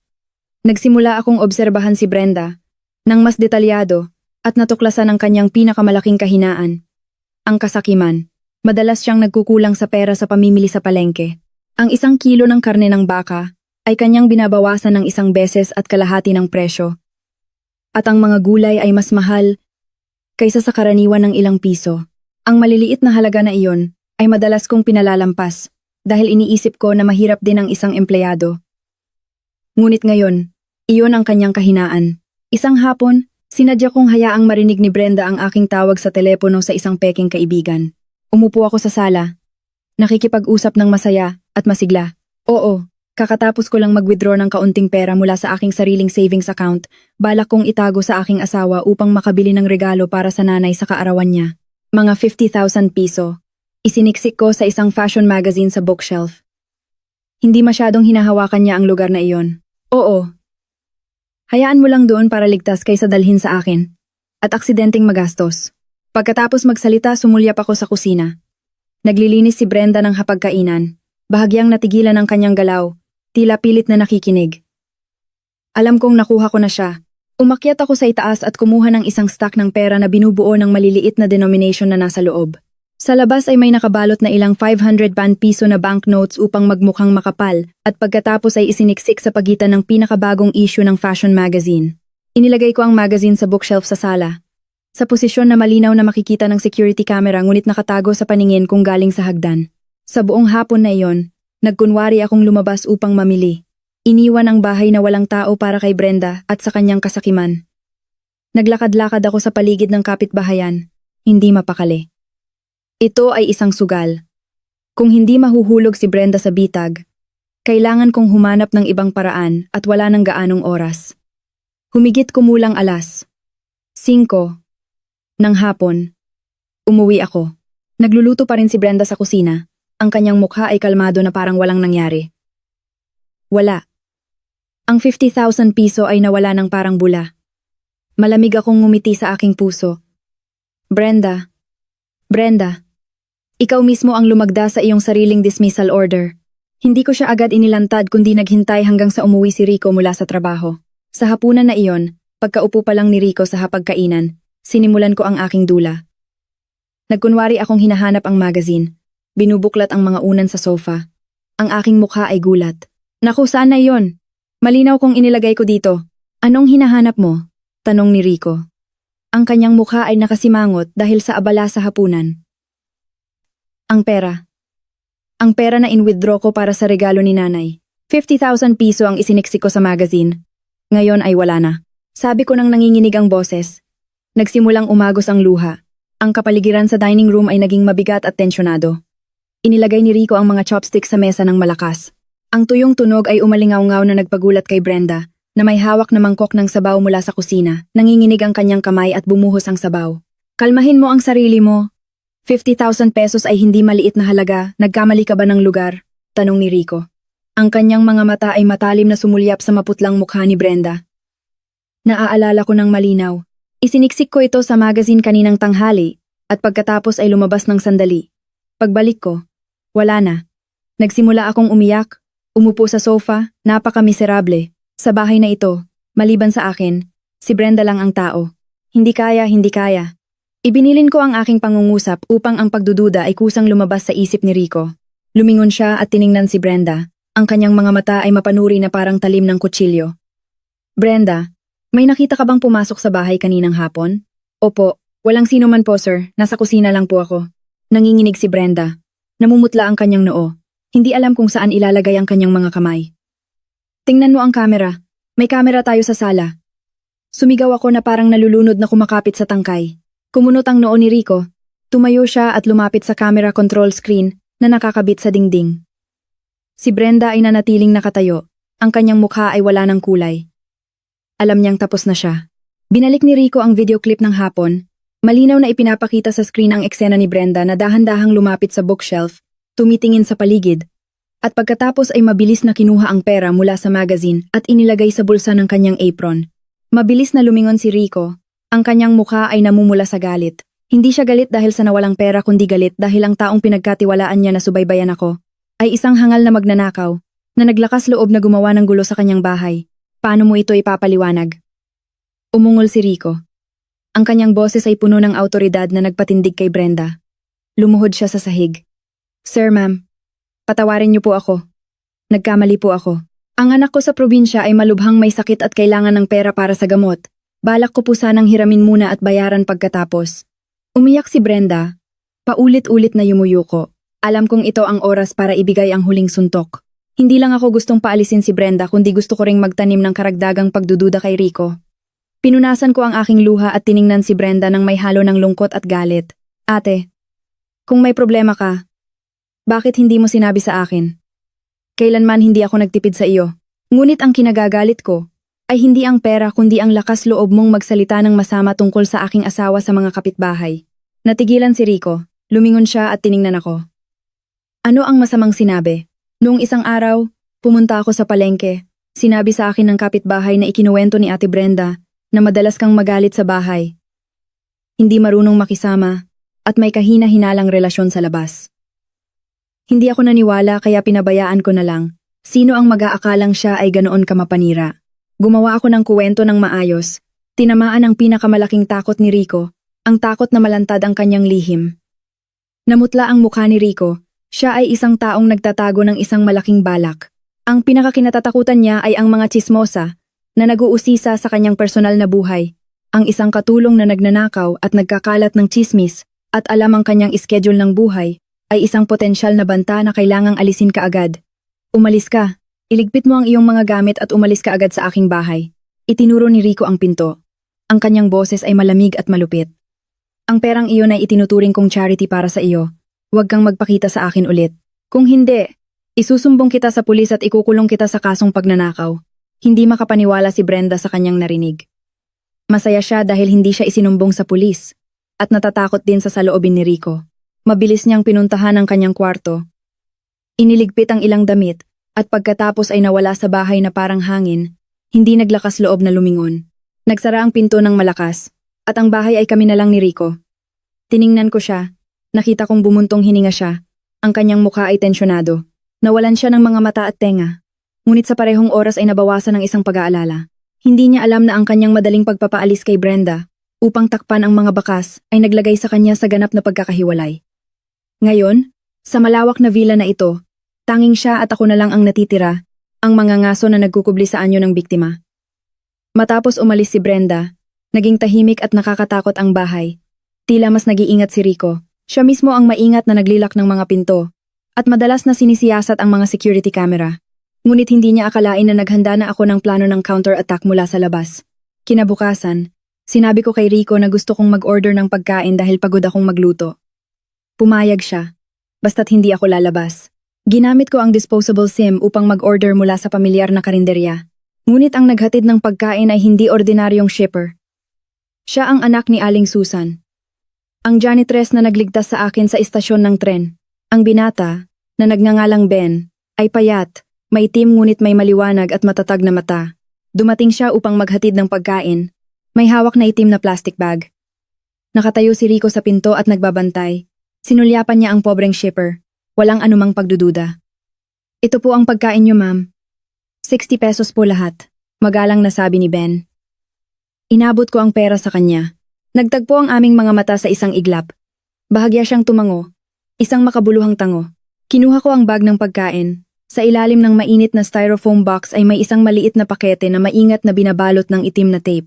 Dinala ko ang bag ng pagkain sa kusina. Ang aking puso ay kumakaba. Pinunit ko ang tape. Sa loob ay ang mga kagamitan na ipinabili ko kay Aling Susan, gamit ang pera na palihim kong itinago noon. 2 napakaliit na voice recorder, isang industrial endoscope camera, na may malambot na cable na maaaring ikonekta sa telepono, at isang maliit na GPS tracking device na kasing laki ng barya. Bukod pa rito, may isang maliit na piraso ng papel na may nakasulat na numero ng telepono at isang pangalan, Diego. Siya ang dating kasama sa labanan ng asawa ni Aling Susan, isang retiradong Special Forces soldier na ngayon ay nagtatrabaho bilang pribadong security guard. Ipinasa ni Aling Susan na si Diego ay isang taong may prinsipyo at kinamumuhian ang mga human trafficker dahil ang kanyang pamangkin ay muntik ng makidnap. Handang-handa siyang tulungan ako kung kailangan ng puwersa. Mabilis kong inilagay ang numero ni Diego sa contact list. Nakatago sa feature phone na ninakaw ko mula sa safe ni Rico. Palihim ko itong ipinalit sa laruang telepono ng aking anak noong nakaraang gabi. Isang nakakabaliw ngunit kinakailangan na panganib. Dahil sa mga kagamitang ito, parang nagkaroon ako ng mga pakpak. Nagsimula akong magplano kung paano ito ilalagay sa pinakamahalagang lugar sa bahay. Ilalagay ang voice recorder sa ilalim ng working desk at sa kwarto ni Rico.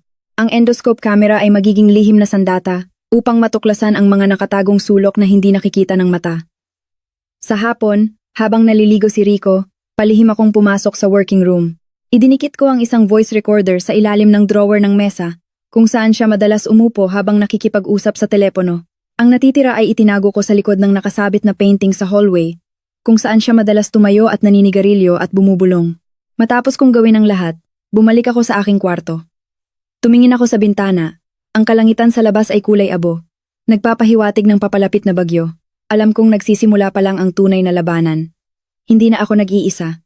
Sa labas ng malamig na bakal na gate na iyon, mayroon akong Aling Susan, mayroon akong Ben, at mayroon din akong Diego. Mga estranghero ngunit may mainit na puso at kabaitan. Sila ang pinagmumulan ng lakas upang manatili akong matatag sa mahirap na landas na ito. Si Rico ay isang taong may perpektong fasad ng isang art lover. Madalas niyang ipinagmamalaki ang mga mamahaling oil paintings na nakasabit sa buong bahay. Sinasabi na ito ay mga natatanging koleksyon. Dati, lagi ko itong tinitingnan ng may paghanga para sa aking asawa. Ngunit ngayon na nahulog na ang maskara, nakikita ko ang lahat sa bahay na ito na puno ng panloloko. Ngayon ay Linggo, sinabi ni Rico na kailangan niyang lumabas upang makipagkita sa isang kasosyo upang pag-usapan ang isang bagong batch ng items. Alam kong kung ano ang mga items na iyon. Pagkaalis niya, agad akong kumilos. Kinuha ko ang handheld metal detector. Isang laro ang detective kit ni Lily na bahagya kong binago upang madagdagan ng sensitivity, at sinuri ang buong working room niya. Beep beep beep. Patuloy na tumunog ang device nang idikit ko ito sa malaking golden autumn painting na nakasabit sa likod mismo ng kanyang upuan. Ang painting ay napakaganda. Naglalarawan ng isang autumn landscape sa Russia. Ang frame ay gawa sa matigas na oak wood na may detalyadong carving. Ngunit ang tunog ng metal detector ay nagpapahiwatig na sa likod ng canvas at kahoy na frame ay may malaking halaga ng metal, hindi lang basta mga pako. Kumuha ako ng upuan, tumayo, at maingat na inalis ang painting mula sa dingding. Mas mabigat ito kaysa sa inaasahan ko. Sa likod ng painting sa puting dingding, lumabas ang isang malabong hugis parihaba na outline. Dahan-dahan kong kinatok ito gamit ang aking kamay. Thump, thump. Ang walang laman na tunog ay ibang-iba sa tunog ng pagkatok sa sementadong dingding. Ito ay isang inihandang walang laman na pader na inayos ng maingat. Hinanap ko sa paligid ng gilid ng walang laman na pader, at natuklasan ang isang maliit na siwang. Sapat lamang para sa isang talim ng labaha, ginamit ko ang paper knife.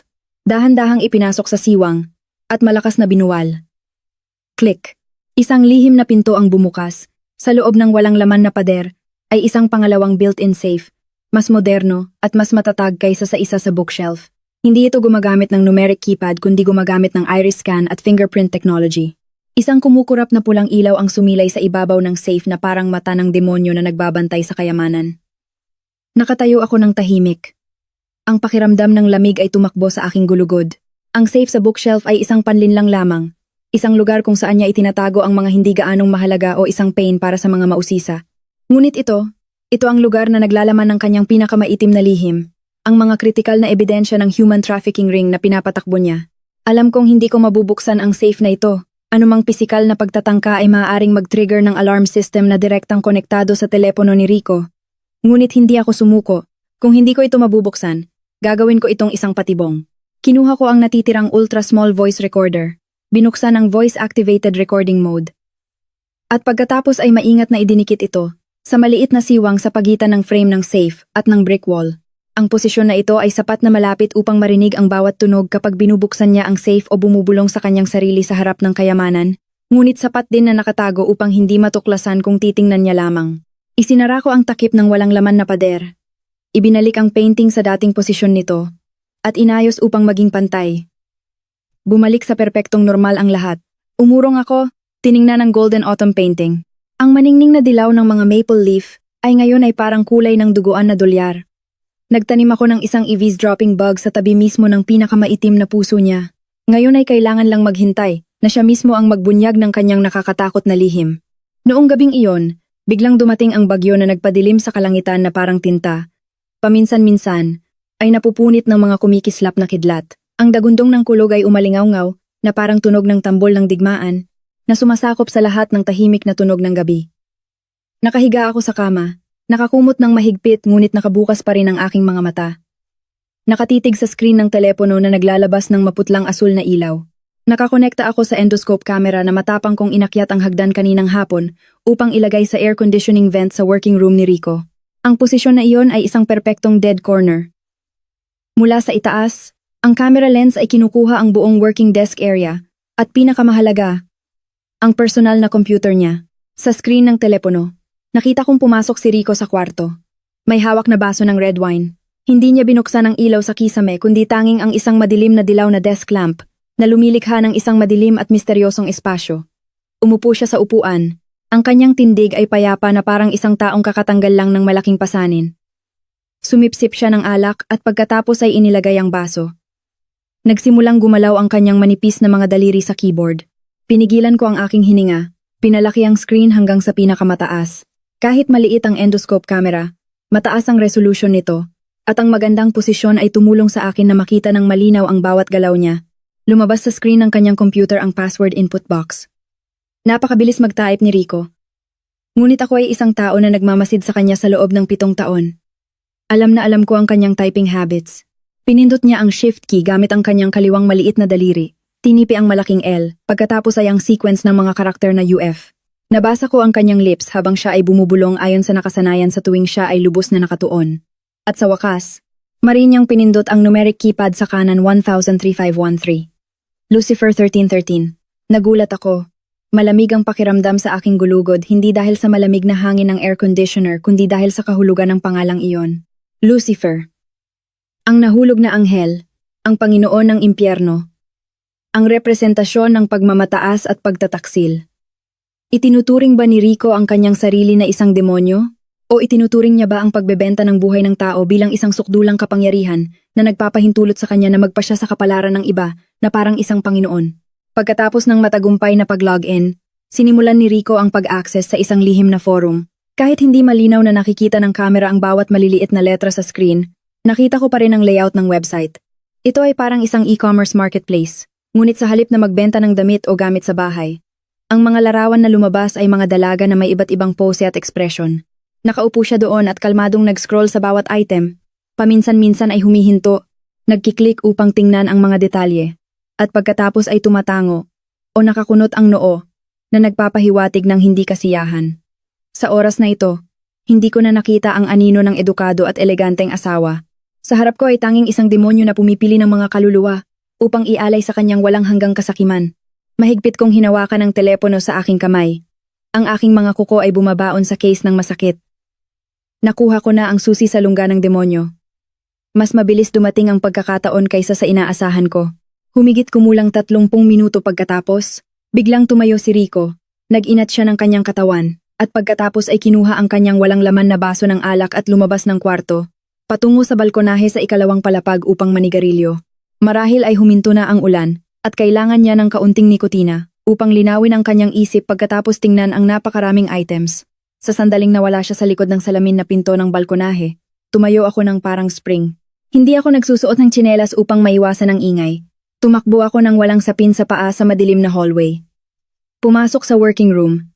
Ang aking puso ay kumakaba na parang drum sa aking dibdib. Ang bawat tibok ay nagdadala ng matinding takot na matuklasan. Ngunit ang pagnanais na matuklasan ang katotohanan ay mas malaki pa kaysa sa takot sa kamatayan. Sumugod ako sa working desk. Umupo sa leather chair na may bakas pa ng kanyang init. Maliwanag pa rin ang screen ng computer. Hindi pa siya nakalog out sa website. Nanginginig akong inilagay muli ang password, Lucifer 1313, sa ikalawang layer ng seguridad na kakatapos lang lumabas. Click. Lumabas ang pangunahing interface ng Collector's Gallery website. Ang pangalan ay napakaganda at artistikong pakinggan, ngunit ang nilalaman sa loob ay nakakasuka. Sa itaas ng pahina ay may pulang teksto na tumatakbo, Special New Year's Auction, Angels of the East. Mabilis akong nag-scroll pababa. Nilalampasan ang maraming estrangherong mukha na nakatingin sa akin ng walang buhay o takot. Hinanap ko ang ending soon section at pagkatapos ay gumuho ang mundo sa paligid ko. Sa pinakakita-kitang posisyon, na may eleganteng gintong frame, ay ang larawan namin ni Lily. Ang larawan na palihim niyang kinunan sa parke noong nakaraang araw, ay maingat na inayos, pinapansin ang aking edukado at pasensyoso na hitsura, at ang inosente at malinis na hitsura ng aking anak. Sa ilalim ng larawan ay ang malamig at malupit na paglalarawan ng produkto. Item Lot VT. Special 2026. Description. Mother and daughter combo. Mother 32 years old. Psychology professor. IQ 135. Good health, psychologically softened. Daughter. 5 years old. Unused. Exceptional. Rare commodity. Starting bid $350,000. Current bid $420,000. Bidder. Mr. Baron. At ang pinaka nakakagimbal ay ang countdown clock na tumatakbo bawat segundo nang walang pakialam sa tabi ng bid button. 47. 15-20 seconds. More than 47 hours.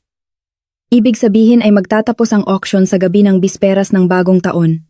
Iyon ang takdang petsa ng kamatayan na itinakda ni Rico para sa amin ng anak ko. Hindi lang niya kami ibinenta. Nag-oorganisa din siya ng isang pampublikong auction para sa mga pervert na may maraming pera sa buong mundo, nag-aagawan sa pagmamay-ari ng 2 taong may laman at dugo. Tinatakpan ko ang aking bibig upang pigilan ang hikbi. Ang luha ay dumaloy at lumabo ang mga walang puso na numero sa screen. Pakiramdam ko ay nahubaran ako. Niyurakan. Ibinaba sa antas ng hayop. Ang aking munting anak. Ang aking maliit na anghel. Sa kanilang mga mata ay tanging isang laruan na hindi pa nagagamit. Ang pagkasuklam ay bumalot sa aking tiyan. Gusto kong durugin ang screen na ito. Gusto kong sumigaw sa mukha ni Rico. Gusto kong punitin siya ng piraso-piraso. Ngunit ang tunog ng mga yabag mula sa balkonahe ay nagbalik sa akin sa malupit na realidad. Bumalik na siya.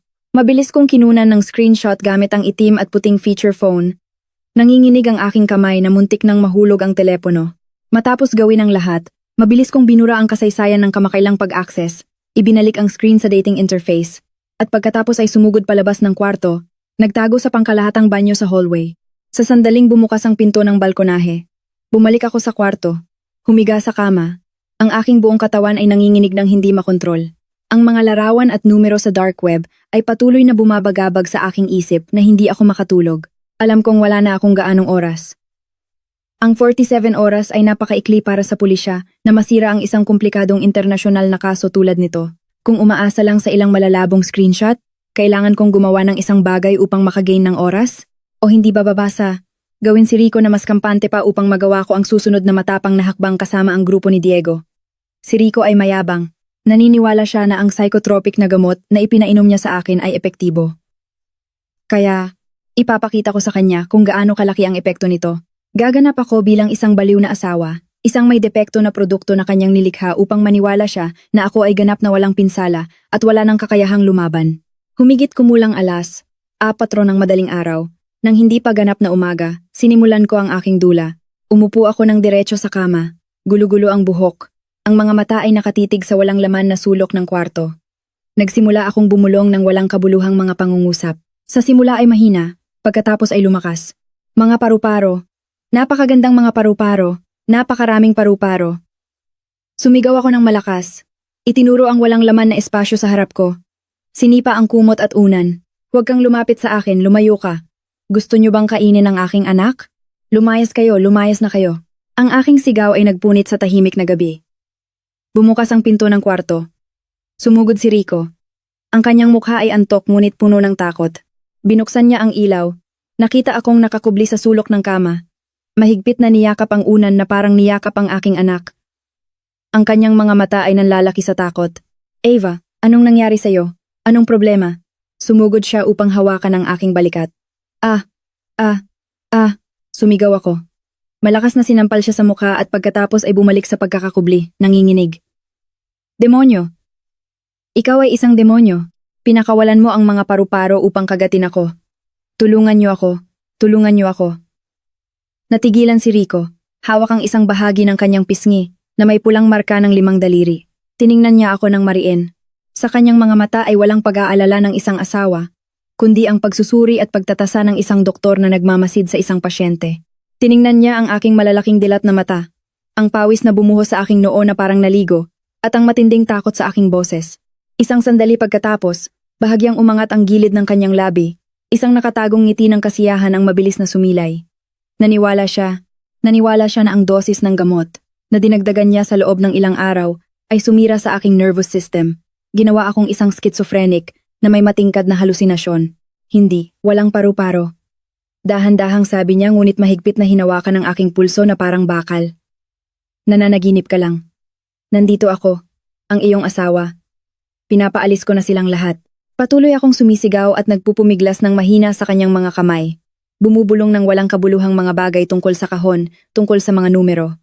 Tiningnan ako ni Rico. Ang kanyang mga mata ay nagniningas sa paghamak at pagmamalaki. Sa kanyang mga mata ngayon, hindi na ako si Ava, ang matalino at mapanuring asawa, kundi isang sira. Isang sirang item na kailangang alisin. Pinainom niya ako ng isang baso ng tubig na may halong pampatulog. Masunurin akong uminom, at dahan-dahang nawalan ng malay sa kanyang mga bisig. Ngunit ang aking isip ay mas malinaw kaysa kailanman. Nagtagumpay ako. Lubos siyang naniwala na ako ay nababaliw, at ang isang baliw ay hindi nagsisinungaling at walang kakayahang magplano ng counter-attack. Iyon ang pinakaligtas na maskara na maaari kong likhain sa ngayon. Kinabukasan, nang magising ako, umuugong pa rin ang aking ulo dahil sa epekto ng dula kagabi. Nakaupo si Rico sa tabi ng kama, ang kanyang mukha ay malalim.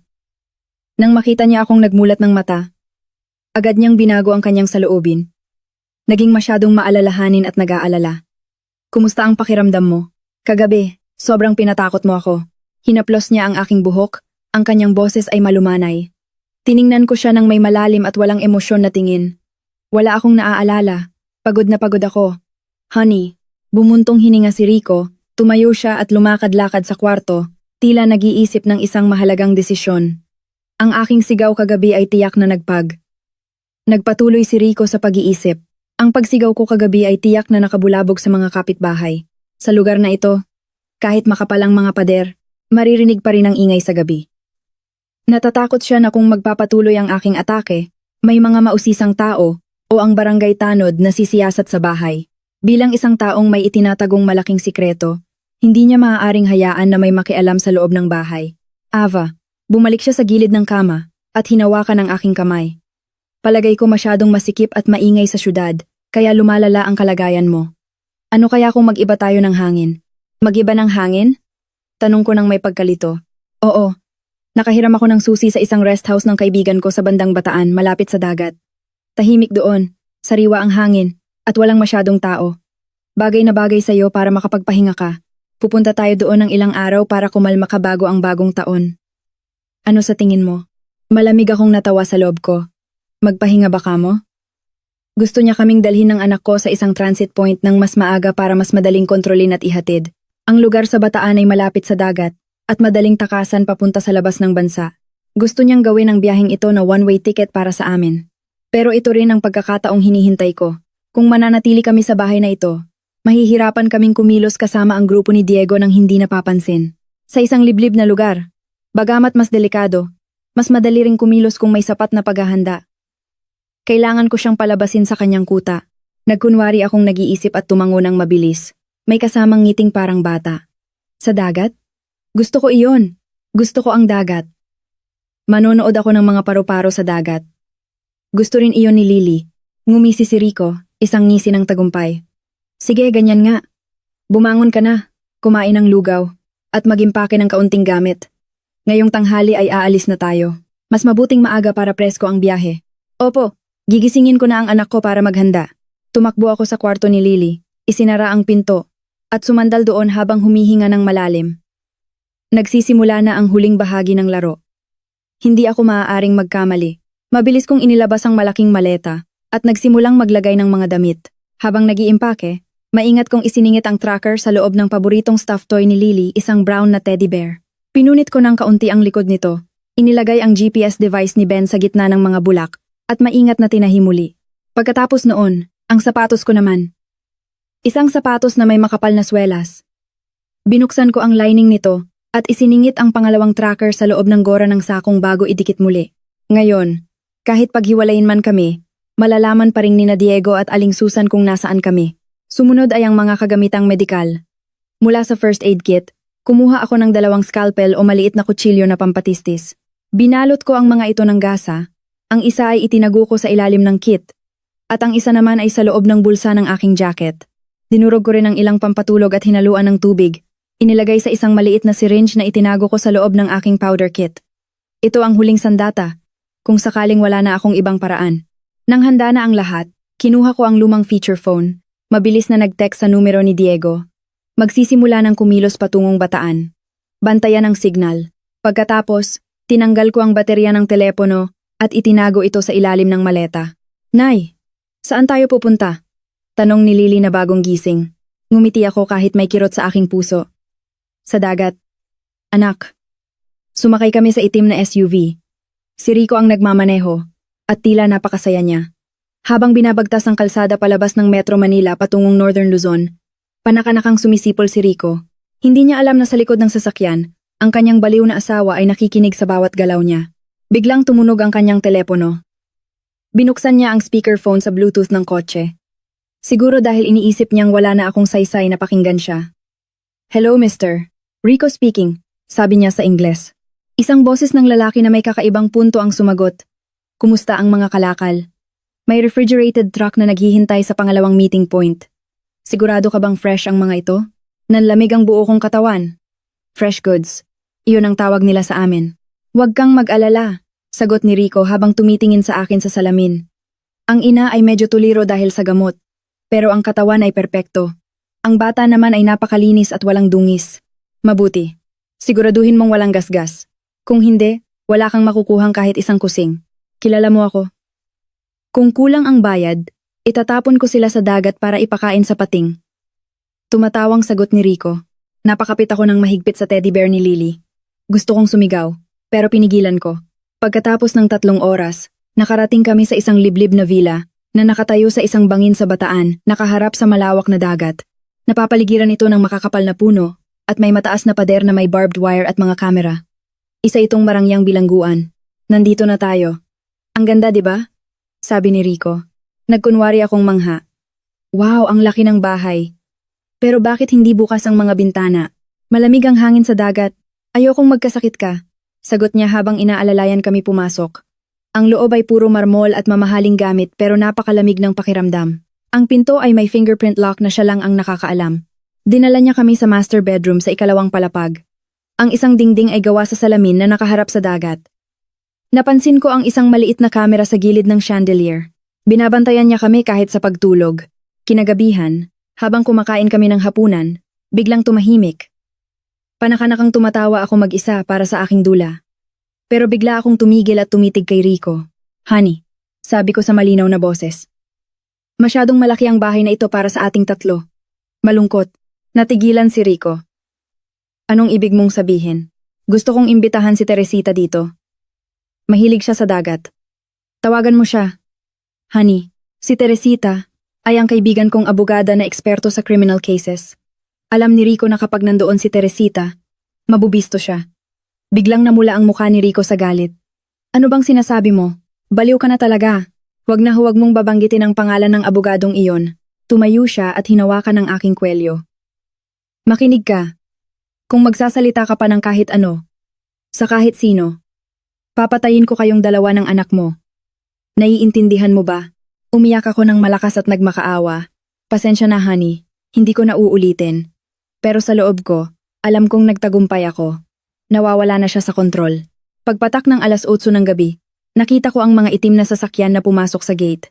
Bumaba ang 3 lalaki. Isang matandang Amerikano, na tinawag na Mr. Baron. Isang matabang lalaki na puno ng ginto sa katawan, at isang payat na lalaking mukhang mamamatay tao. Sinalubong sila ni Rico ng may plastik na ngiti. Sila ang mga mamimili, nakahanda na ang mga kalakal. Narinig kong sabi ni Rico sa ibaba. Dali-dali kong nilapitan si Lily. Anak, maglaro tayo ng taguan. Pumasok ka dito sa loob ng malaking cabinet na ito. Ito ang Princess's Secret Castle. Huwag kang lalabas o gagawa ng ingay hanggat hindi kita tinatawag, ha? Dahil sa pampatulog na ibinigay ko sa gatas niya, antok na si Lily. Opo, Nay. Matutulog po ako sa loob ng castle. Ikinandado ko ang cabinet mula sa labas at itinago ang susi sa aking damit. Ngayon, ligtas na siya. Nag-ayos ako. Naglagay ako ng matingkad na pulang lipstick at suot ang pulang dress na ibinigay ni Rico para raw magmukha akong kaakit-akit sa mga buyer. Pagbaba ko sa hagdan, tumigil ang usapan sa sala. Nakatitig ang 4 na lalaki sa akin. Wow! Mas maganda siya kaysa sa litrato, sabi ng matabang lalaki. Lumapit si Rico para hilahin ako pero iniwas ko ang kamay ko. Kumuha ako ng wine at hinarap sila. Mr. Baron, sabi ko habang nakatingin sa matandang Amerikano. Gusto mo ba akong bilhin? Pero nanginginig ang kamay mo. Parkinson's disease, di ba? Natatakot kang tumanda kaya gusto mong kontrolin ang mga bata. Namutla ang Amerikano. Hinarap ko naman ang matabang lalaki. At ikaw, suot mo lahat ng gintong iyan para itago ang kawalan mo ng kakayahan bilang lalaki? Binibili mo ako para lang ibuhos ang galit mo sa sarili mong kahinaan. Anong sabi mo? Sigaw ng matabang lalaki. Tumingin ako kay Rico at tumawa. Rico, ang mga taong ito ay hindi ka dapat pagkatiwalaan. Alam nyo ba? Na-freeze na ng Interpol ang mga bank account ni Rico sa Singapore kaninang hapon. Pinapunta niya kayo dito para lang makuha ang cash nyo at iwanan kayong nakatali sa kasong ito. Tingnan nyo ang mga signal ng phone nyo. Pinatay niya ang signal para hindi nyo malaman na paparating na ang mga pulis. Nagsinungaling ako ng buong giting. Dahil liblib ang lugar, talagang mahina ang signal. Mabilis na nilabas ng mga lalaki ang kanilang mga phone. Walang signal! Sigaw ng mamamatay tao. Traidor ka, Rico! Sigaw ng matabang lalaki at sinuntok si Rico sa mukha. Nagkagulo ang sala. Nagsimula silang mag-away-away. Si Rico ay duguan na sa sahig. Pero tumingin siya sa akin ng may matinding puot. Ikaw! Pinaglalaruan mo kami. Kumuha si Rico ng kutsilyo sa mesa at sumugod sa akin. Papatayin kita! Pero bago pa siya makalapit, gumuho ang malaking salamin na pinto ng balkonahe. Sumugod sina Diego at ang mga SAF Special Action Force. Pulis! Walang gagalaw! Sigaw ni Diego. Nahuli ang tatlong buyer. Si Rico ay nagpumiglas pa at tinangkang saksakin ako pero nasipa siya ni Diego sa tiyan. Sa takot na makulong habang buhay, tumakbo si Rico patungo sa basag na bintana at tumalon sa bangin, diretso sa madilim at malalim na dagat. Iyon ang naging huling hantungan ng taong 7 taon kong tinawag na asawa. 6 na buwan ang lumipas. Nandito kami ngayon sa Sagada, sa kabundukan ng Northern Philippines. Napapaligiran kami ng mga pine trees at malamig na hangin na puno ng kapayapaan. Nagtuturo na ako sa isang maliit na eskwelahan sa bayan. Ang sugat sa aking noo ay naging peklat na lamang, isang paalala ng aking katatagan. Nay, tingnan mo ang mga bulaklak! Sigaw ni Lily habang tumatakbo sa gitna ng mga sunflower. Ngumiti ako. Tapos na ang bangungot. Ang mga masasamang tao ay nasa kulungan na o kinuha na ng dagat. Ngayon, malaya na kaming mag-ina na huminga ng sariwang hangin sa ilalim ng araw, malayo sa mga patibong ng nakaraan. Sapagkat natutunan ko na ang pag-ibig ng isang ina ay mas malakas kaysa sa anumang patibong ng demonyo. Hindi inaasahang tumawag ang